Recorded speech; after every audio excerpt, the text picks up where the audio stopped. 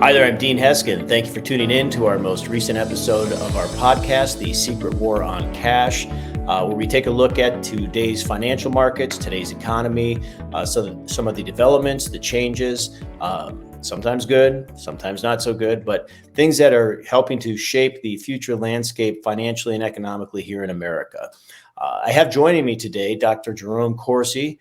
Good morning, Jerry. How are you? I'm great, Dean. Good to be with you again. Thank you.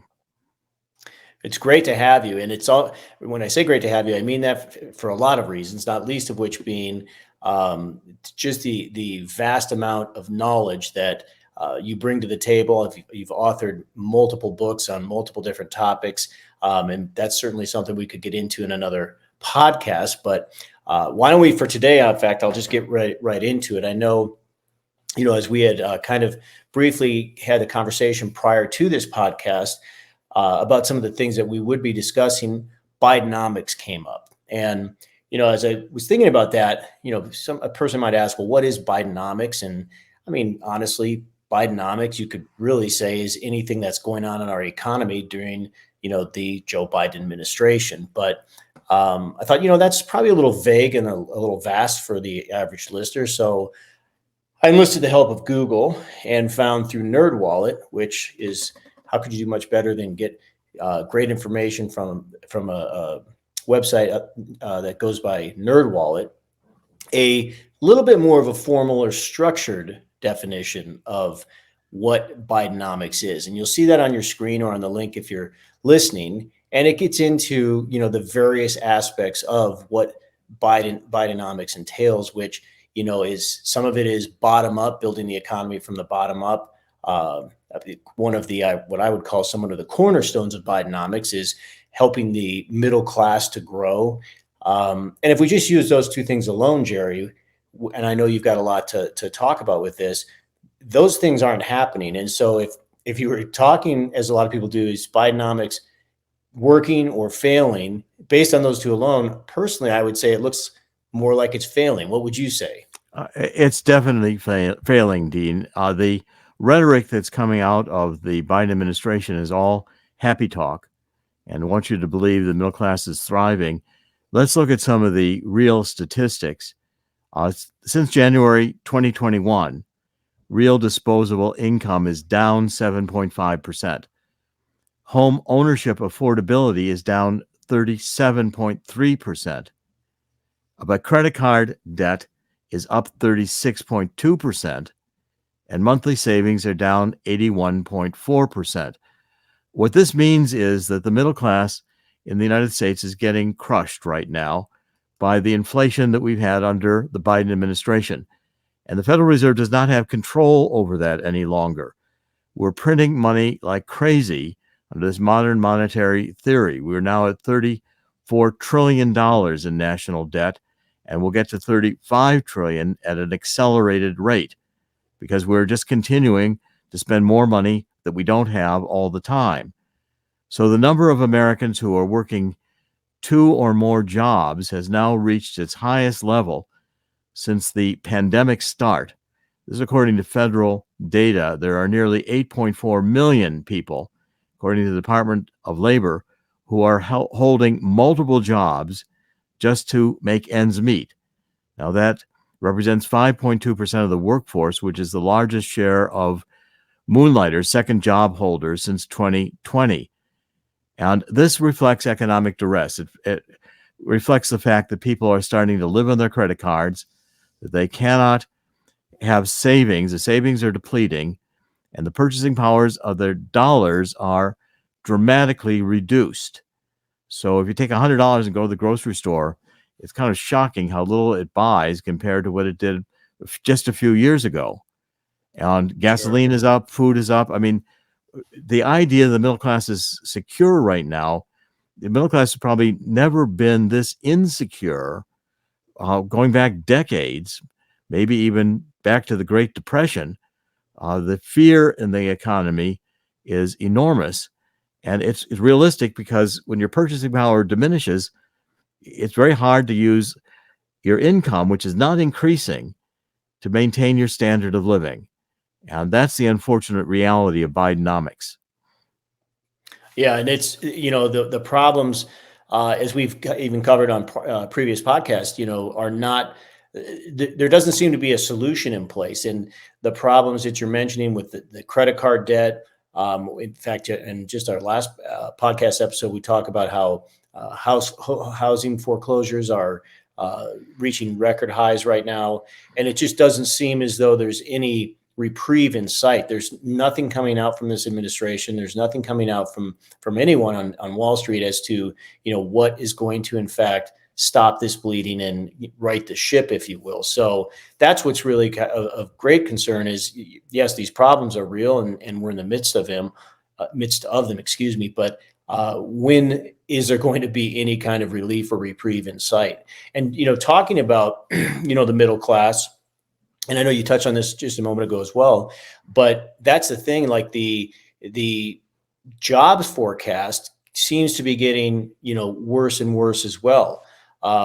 In 2024, there's the article the viewers and listeners can see in the link or on the screen, talking about how there's going to be over 250,000 expected layoffs in the job sector in the tech industry of all things, which you would think at a time like now with AI and things of that nature, which I know are replacing a lot of these jobs. But to see that big of an anticipated layoff number, there's no way in my opinion anyways, for the economy to rebound or start getting strength back when you start seeing more and more reports like these. I mean, what are your thoughts there, Jerry? Well, exactly. The reports of the number of companies that are planning layoffs in 2024 are frightening, and it's all through the economy. You take a look at cities like San Francisco, and the homelessness is out of control, drugs in the streets, crime. What you're seeing is the commercial real estate market is about to crash. There's like $2 trillion of commercial real estate that has to be refinanced between now and 2028. And buildings are largely empty, 30% vacancies or 50% in cities like San Francisco. The businesses are closing up in San Francisco because it's not safe to come into the central cities anymore. Chicago is another case of being overwhelmed by this influx of new immigrants coming across the border. And the social problems of the cities can't be solved. So you're having a massive kind of collapse of the urban areas, which is also going to reduce employment when people are not returning to the offices to work because they're working from home and prefer to work. It's safer to work from home and more convenient. All the businesses, the restaurants and the retail businesses downtown that support workers having to come into downtown to work, they also are hurt. So you've got forces here which are going to continue to collapse the economy, and eventually this credit bubble is going to burst. They'll try to keep it going maybe through 2024 as long as they can because it's an election year, but a major crash is built into the global economy. It's just a question of when it's going to happen. And the history of these crashes are that when they happen, gold accelerates dramatically in price. And we're beginning to see that already. Gold is consistently now trading over $2,000 an ounce. That means it's at a new technical level and it's poised for a dramatic rise. I think people should have to think seriously about taking some of their depreciating dollars and getting an asset like gold or silver, which has a strong potential of appreciating and preserving your purchasing power, because the economics are hard baked in right now. It's just a matter of when the crash occurs and how long they can keep this bubble going. But bubbles always burst. Sure. Well, and I'm glad you brought up the fact that we're going into an election year because, as we talk about, there appears to be no reprieve in sight. If there is one thing that may potentially at least suspend some of this economic or financial tragedy households are having to endure right now, there might be some relief or forgiveness given in the debt sector by the current administration, because Lord knows they don't want to go into an election season when they have, foreclosures at all-time highs. In fact, I do believe I read or heard recently that it's already on the table that veterans would be, allowed some form of financial forgiveness on delinquent mortgages and things of that nature. So we may start to see some of that, but that it's good in the short term because it maybe prevents some families from experiencing some misery, but it does certainly nothing to improve the long term because it doesn't change anything. In fact, in a way, it makes it worse because it just is allowing that debt to be put into suspense as additional debt is being incurred. And yeah, to your point, that's where with gold being diversified in gold at a time like this, especially, when we didn't even get into it much here today, but with inflationary pressures being as they are and they're anticipated to go higher, that traditionally has been a very strong driving force for precious metals.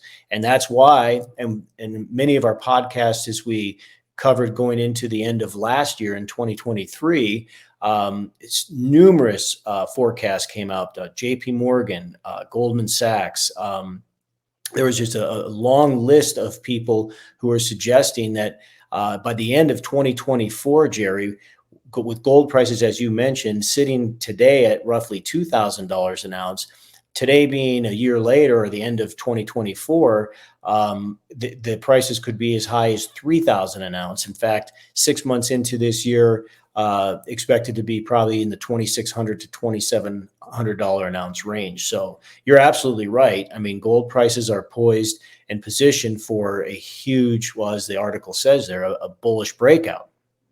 Yes, and it's a major theme of the book we've co-authored together, Dean. This How the Coming Global Crash Will Create an Historic Gold Rush, where we've demonstrated that in past crises, for instance, in the 1970s when we had the OPEC oil embargo, that staged the increase in gold going up, to $843 an ounce.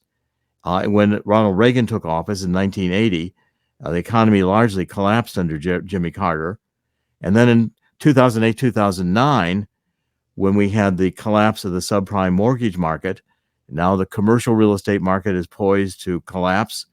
And all these losses have to be taken by the banks or the investment packages of these mortgages, the collateralized mortgage obligations. Somebody's taking a loss. So in 2008 to 2009, when the subprime market crashed, gold went to $1,426 an ounce. Then in COVID, gold went to the high of $2,074.60 an ounce on March 8th, 2022. That high is being challenged right now. And as that high gets significantly broken, you're going to see a new horizon. Gold could easily be $3,000 an ounce at the end of this year, despite efforts to prop up the economy. Because the Fed is trapped. If the Fed increases interest rates, the economic activity is going to diminish. We're borderline going into a recession right now. If they increase interest rates, that will cause that problem. If they decrease interest rates, they're going to stimulate the rise in inflation. So either they're going to just depress the economic activity by increasing rates, or they're going to keep the rates low or lower than they are today, and that's going to cause inflation to start increasing. So the Fed is caught in a dilemma. There is no Goldilocks solution to this because the economy is teetering between either having inflationary increases or having decreases in employment, and neither situation is very good. But the only thing history tells us is that when we get these crises, the asset that increases in value are gold and silver. And gold is positioned here, and I've seen all the reports you've mentioned. Across the board, people are saying gold is positioned for an historic rise, and $3,000 an ounce by the end of 2024 is not only conceivable, it's increasingly likely gold is going to move in that direction. I agree. And, I'll tell you, we've got a lot of year left to live here as we're in the early start here of 2024. But Jerry, thanks for being with us today. And hopefully we can have you on a few more times here throughout the year whenever you have time or availability. As we continue to watch, not only what's going on with the debt in the country, as we watch with some developments, which we haven't even discussed here today, but maybe at a future time we can. which is the further emergence of the alliance known as BRICS. I think that's going to play a very important role or part in what happens in our markets over the course of the next year. But as you know, as you look at some of these changes and developments that are occurring, as we've mentioned, it's happening at a very, very rapid rate. And it's something that being forewarned is forearmed, being prepared is really the key. I know that we've had the copy of our book on the screen or in the link as we've been going through this podcast. And for any of you tuning in, if you'd like to get a free or complimentary copy of our report, The Secret War on Cash, or the book that Jerry and I had co-authored together, I know we have a local number on the screen for the book, but if you want any of that information, the book as well, you can contact our toll-free number, 1-800-289-2646, and ask for a copy of that book, ask for a copy of The Secret War. You could also go to our website at www.swissamerica.com and request the information there as well. And we really encourage you to do so as we head into what seems to be or is shaping up to be a very, very transitional time financially speaking here in this country. So thanks again, Jerry. Thank you for those of you who have been tuning in. If you're not following us on social media, please do so. And if you are not already subscribed to this podcast, we hope you do that as well. If you have any comments, leave those for us. And we look forward to our next podcast episode where we can cover more interesting topics like this and take a look at what direction we think we see things heading here in the near future. So thanks again, Jerry. My great pleasure. Thank you, Dean.